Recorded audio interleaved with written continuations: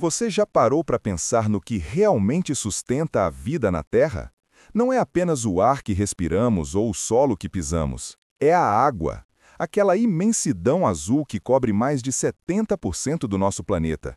Mas e se, de repente, num piscar de olhos ou num processo lento e agonizante, toda essa água simplesmente desaparecesse? E se os oceanos evaporassem completamente?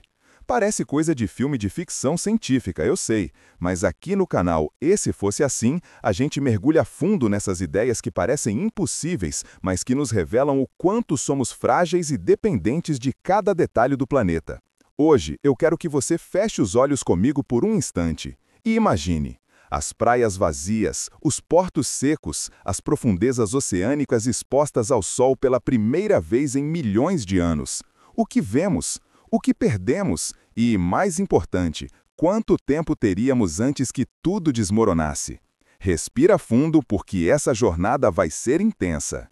Vamos juntos descobrir o que aconteceria se o coração líquido do nosso planeta parasse de bater.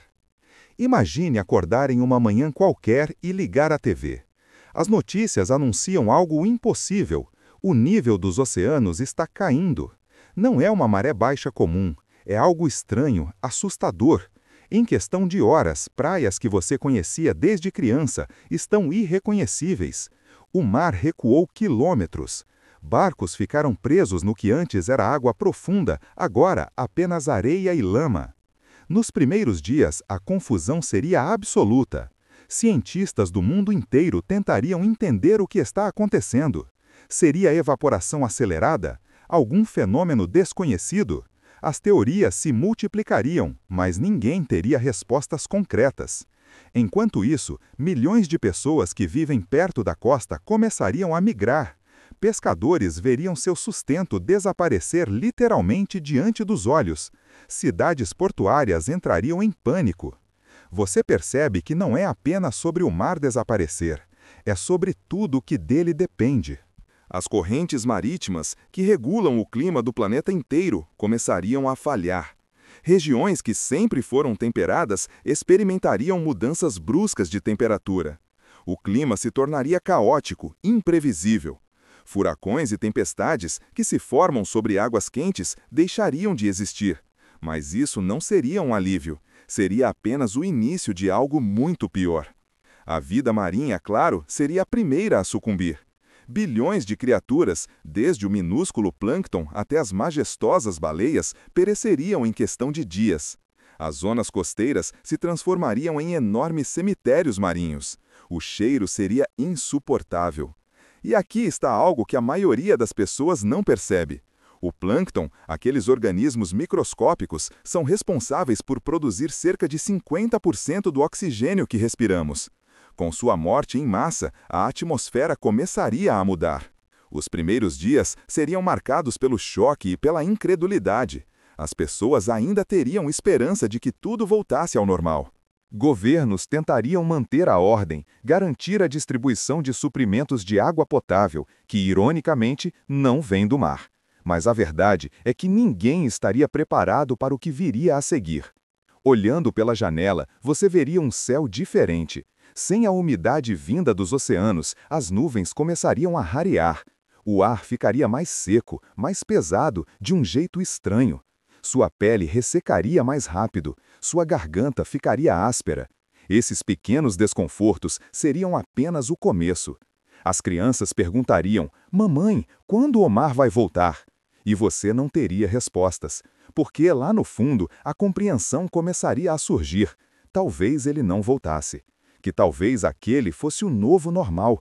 E essa percepção, essa compreensão lenta e dolorosa de que o mundo mudou para sempre, seria a coisa mais difícil de processar.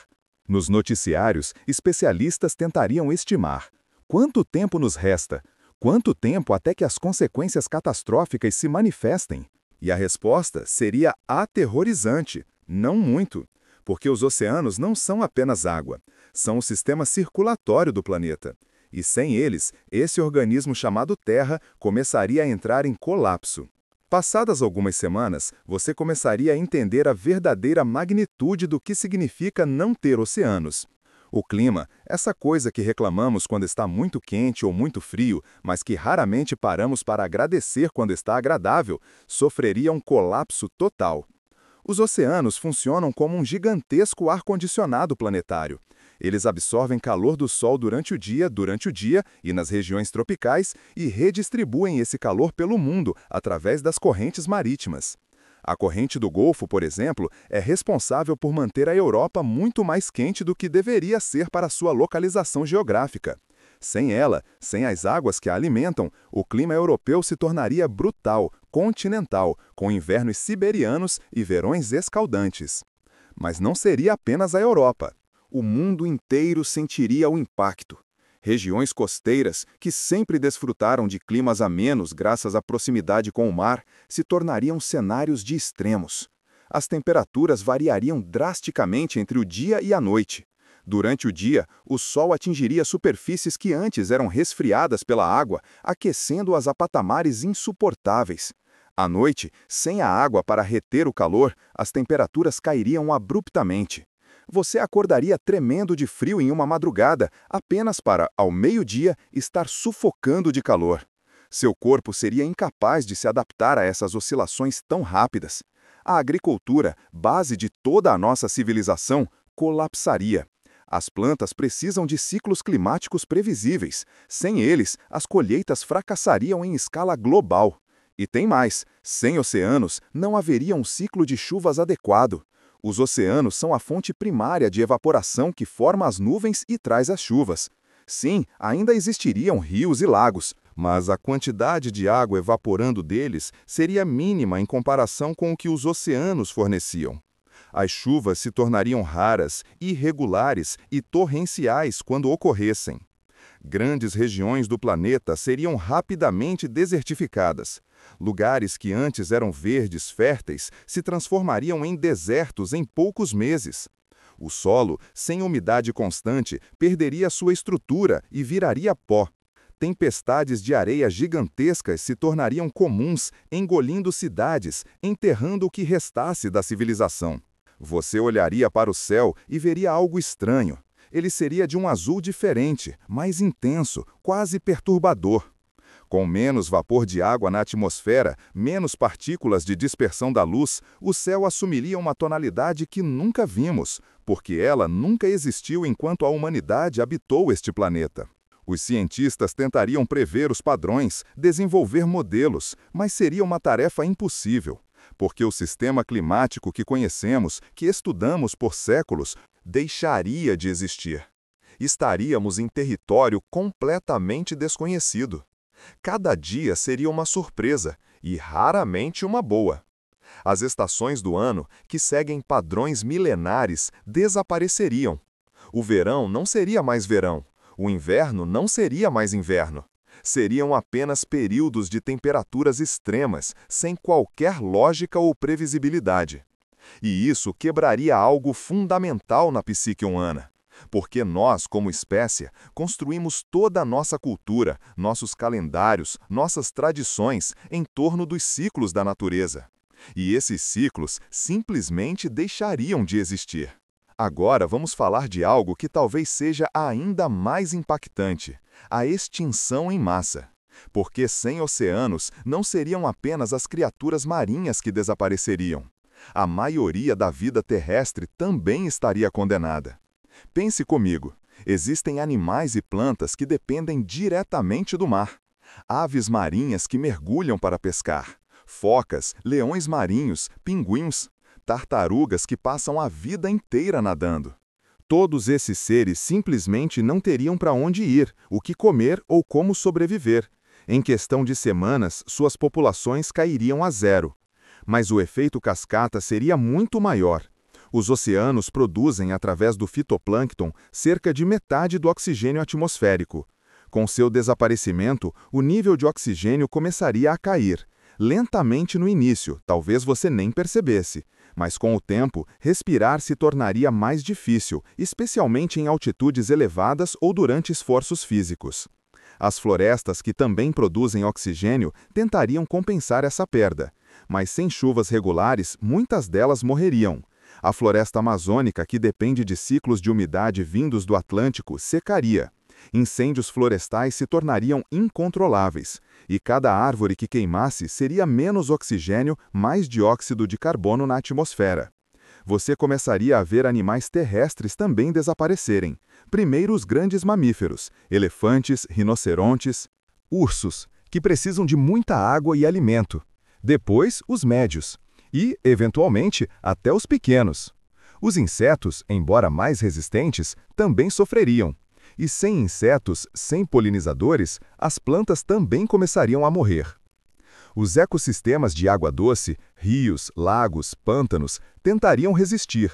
Mas sem a reposição de umidade vinda dos oceanos, eles também começariam a secar.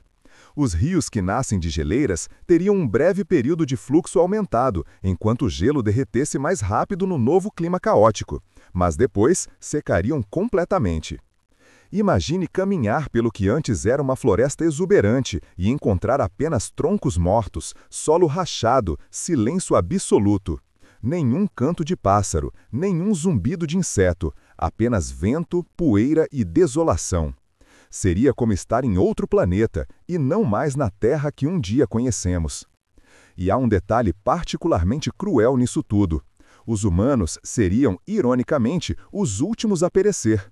Porque somos adaptáveis, inteligentes, capazes de criar tecnologias para sobreviver. Mas isso significa que teríamos que testemunhar a morte de quase tudo ao nosso redor antes de nossa própria extinção. Teríamos que ver os últimos elefantes caírem, os últimos lobos uivarem, as últimas árvores secarem. Os zoológicos e aquários se tornariam museus vivos da biodiversidade perdida, mantidos artificialmente enquanto os recursos durassem. Pais levariam filhos para ver os últimos representantes de espécies que antes enchiam o mundo. E as crianças perguntariam: por que deixamos isso acontecer? E não haveria resposta boa. O cheiro da morte estaria por toda parte. Carcaças de animais marinhos nas antigas praias, florestas queimadas, campos ressecados. Seria o odor do fim, penetrante e inescapável. E cada respiração desse ar contaminado seria um lembrete de tudo que perdemos. Mas e nós? Como os humanos tentariam sobreviver neste novo mundo hostil? Porque, vamos ser honestos, a humanidade não aceitaria o fim facilmente. Lutaríamos até o fim. As primeiras medidas seriam de racionamento. Água potável, mesmo vinda de rios e lagos, se tornaria o recurso mais precioso do planeta, mais valioso que ouro, diamantes ou qualquer moeda. Guerras seriam travadas por controle de fontes de água. Nações com acesso a grandes aquíferos subterrâneos ou geleiras se tornariam potências, enquanto outras cairiam no caos. Você veria filas enormes para receber sua cota diária de água. Talvez 1 litro, talvez 2 se houvesse sorte. O suficiente para beber, mas não para banho, lavagem de roupas ou qualquer luxo que antes considerávamos básico. O cheiro de suor e sujeira seria constante. Doenças relacionadas à falta de higiene se espalhariam rapidamente. A comida também se tornaria escassa. Sem agricultura em larga escala, voltaríamos a formas primitivas de subsistência. Caça quando ainda houvesse animais para caçar. Coleta de qualquer planta comestível que conseguisse sobreviver. Cogumelos crescendo em porões úmidos mantidos artificialmente. Insetos criados como fonte de proteína. Algumas comunidades tentariam criar sistemas fechados de sobrevivência. Bunkers subterrâneos com sistemas de reciclagem de água e ar. Fazendas verticais iluminadas por LEDs alimentados por painéis solares ou geradores. Pequenos bolsões de civilização tentando preservar o que pudessem do conhecimento e da cultura humana. As grandes cidades seriam abandonadas. Impossível manter milhões de pessoas vivas sem a infraestrutura que dependia, em última análise, dos oceanos e do clima estável. Você veria arranha-céus vazios, ruas desertas, monumentos à nossa antiga grandeza lentamente sendo engolidos pela areia e pela poeira. Comunidades menores se formariam ao redor das últimas fontes de água, lagos, oásis, aquíferos acessíveis. A população humana diminuiria drasticamente, de bilhões para milhões, talvez apenas milhares em algumas décadas. A morte seria companheira constante. Fome, sede, doenças, conflitos, tudo cobraria seu tributo. Mas alguns sobreviveriam, porque essa é a natureza humana, persistir contra todas as probabilidades. Crianças nasceriam neste novo mundo, cresceriam sem jamais ter contemplado um oceano, sem saber o que é nadar em águas salgadas, sem entender histórias de praias e navios. Para elas, o mundo sempre foi assim, árido, hostil, vazio. E talvez, apenas talvez, essas gerações futuras desenvolvessem novas formas de viver. Adaptações culturais, talvez até biológicas ao longo de muitas gerações. Corpos que precisassem de menos água, pulmões que extraíssem mais eficientemente o oxigênio rarefeito, pele mais resistente à radiação solar, agora que a camada de ozônio, também afetada pela falta de oceanos, estaria comprometida. A educação mudaria completamente. Escolas, se ainda existissem, ensinariam principalmente habilidades de sobrevivência. Como encontrar água, como identificar plantas comestíveis, como se proteger das tempestades de areia. Como fabricar roupas e ferramentas com recursos limitados. E haveria histórias. Anciãos contariam às crianças sobre um tempo mítico, quando havia algo chamado oceano, uma imensidão azul onde se podia nadar, navegar, pescar. E as crianças ouviriam essas histórias como se fossem contos de fadas, incapazes de imaginar realmente algo tão grandioso, tão impossível para elas. Agora vamos falar de algo que talvez ainda não tenha pensado. O que aconteceria com a própria estrutura do planeta sem os oceanos? Porque a água não é apenas vida, ela também afeta a geologia da Terra de maneiras profundas. Os fundos oceânicos, expostos pela primeira vez em milhões de anos, revelariam um mundo alienígena. Você veria cordilheiras submarinas gigantescas, vulcões extintos, fossas abissais com profundidades aterrorizantes. O leito oceânico não é plano, é tão variado quanto os continentes, com montanhas, vales, planícies. Sem a pressão da água acima deles, esses relevos do fundo do mar começariam a mudar. Vulcões submarinos que sempre estiveram ativos, mas contidos pela água, poderiam entrar em erupção mais violentamente. O magma encontraria menos resistência para subir. Terremotos se tornariam mais comuns à medida que as placas tectônicas ajustassem suas posições em resposta à nova realidade. A crosta oceânica, mais fina que a continental, racharia e se dobraria de formas imprevisíveis. Você sentiria tremores constantes. Nada catastrófico o tempo todo, mas uma vibração de fundo que nunca cessaria, lembrando você de que o planeta estava se reorganizando, se adaptando à perda de toda aquela água. E tem mais, os oceanos exercem um peso absurdo. São bilhões e bilhões de toneladas de água pressionando a crosta terrestre. Quando toda essa água desaparecesse, a crosta experimentaria um rebote isostático. Basicamente, áreas que estavam comprimidas pelo peso da água começariam a se elevar lentamente. O fundo do oceano subiria. Em alguns lugares, vários metros ou até quilômetros ao longo de milênios.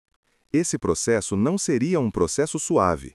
Haveria ajustes violentos, terremotos massivos, atividade vulcânica intensificada. A Terra estaria passando por uma transformação geológica comparável apenas aos grandes eventos de extinção do passado. Você também veria mudanças na atmosfera de uma perspectiva geológica. Sem oceanos, o ciclo do carbono seria quebrado. Os oceanos absorvem enormes quantidades de dióxido de carbono da atmosfera.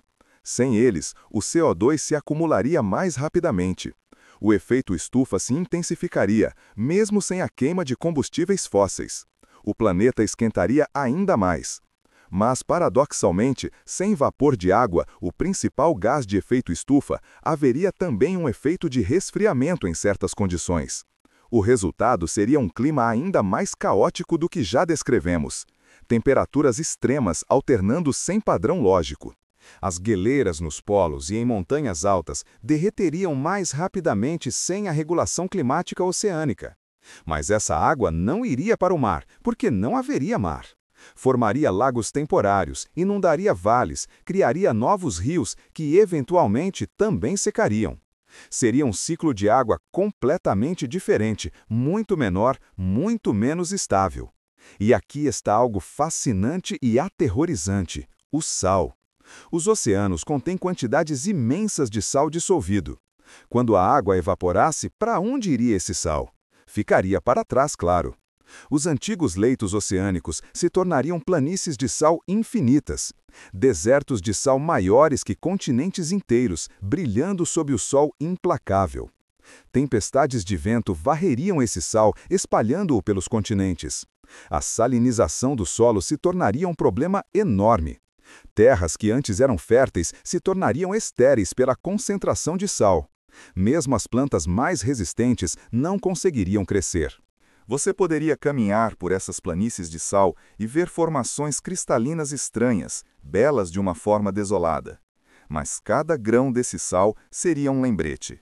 Ali já foi oceano. Ali já houve vida em abundância. E agora há apenas vazio, branco, morte. Vamos agora ao que talvez seja o aspecto mais profundo, mais filosófico de tudo isso. O que significaria para nós, como espécie, perder os oceanos? O que perderíamos além da água em si? Os oceanos sempre foram parte fundamental da experiência humana. Nascemos deles, evolutivamente falando. Nosso sangue ainda tem a mesma concentração de sal que os oceanos primitivos de bilhões de anos atrás. Há algo no som das ondas que acalma nossa mente, algo na vastidão do mar que desperta admiração e humildade. Todas as civilizações costeiras construíram suas culturas em torno do mar. Mitos de deuses marinhos, histórias de monstros das profundezas, lendas de cidades submersas, canções de marinheiros, poemas sobre o pôr do sol sobre as águas. Tudo isso se tornaria apenas lembrança, depois mito, depois seria esquecido. Você tentaria explicar para alguém nascido após o desaparecimento dos oceanos o que era o mar, e falharia. Como descrever o cheiro da maresia, a sensação de flutuar na água salgada, o sabor de um peixe fresco? Essas experiências seriam perdidas, irrecuperáveis. Como tentar explicar cores para alguém que nasceu cego? As artes mudariam completamente. Pinturas do mar se tornariam relíquias preciosas. Músicos não comporiam mais sobre o oceano, porque não haveria referencial. A literatura perderia todo um universo de metáforas e imagens. O mar como símbolo do infinito, do desconhecido, da liberdade, tudo se esvaziaria de sentido. E pense nas religiões e filosofias. Quantas delas têm o mar como elemento central? O batismo na água, as abluções rituais, a ideia do oceano como origem da vida, como retorno final. Tudo isso teria que ser reinterpretado ou abandonado. Nossa relação espiritual com o mundo seria fundamentalmente alterada. Os últimos a terem visto o oceano seriam tratados como sábios, como guardiões de um conhecimento precioso. As pessoas os procurariam apenas para ouvir suas descrições, para tentar imaginar o imaginável. E quando o último deles morresse, quando a última pessoa que nadou no mar fechasse os olhos pela última vez, algo irreparável seria perdido. Haveria tentativas desesperadas de preservar a memória. Vídeos, fotos, gravações de sons do mar seriam guardados como tesouros. Museus teriam sessões de realidade virtual oceânica, onde as pessoas poderiam experimentar simulações do que era estar no mar. Mas seria apenas uma sombra, uma aproximação pálida da realidade. As crianças estudariam sobre os oceanos em livros antigos, aprenderiam seus nomes, Pacífico, Atlântico, Índico, sem verdadeiramente entender o que significavam. Veriam os mapas antigos, com todo aquele azul cobrindo a maior parte do globo, e não conseguiriam processar que o mundo foi assim um dia. E talvez o mais triste, a culpa e o lamento. Porque mesmo em um cenário hipotético como esse, os humanos se perguntariam: poderíamos ter evitado? Fizemos algo que causou isso? E mesmo sabendo que neste cenário é apenas uma hipótese, uma experiência de pensamento, a verdade é que, na realidade, nós estamos de fato mudando os oceanos, aquecendo-os, poluindo-os, matando a vida neles. Então talvez o verdadeiro legado deste exercício imaginativo seja a apreciação. Entender que os oceanos não são apenas água, são a base de toda a vida, o coração pulsante do planeta. Uma maravilha que, se perdêssemos, jamais poderíamos recuperar.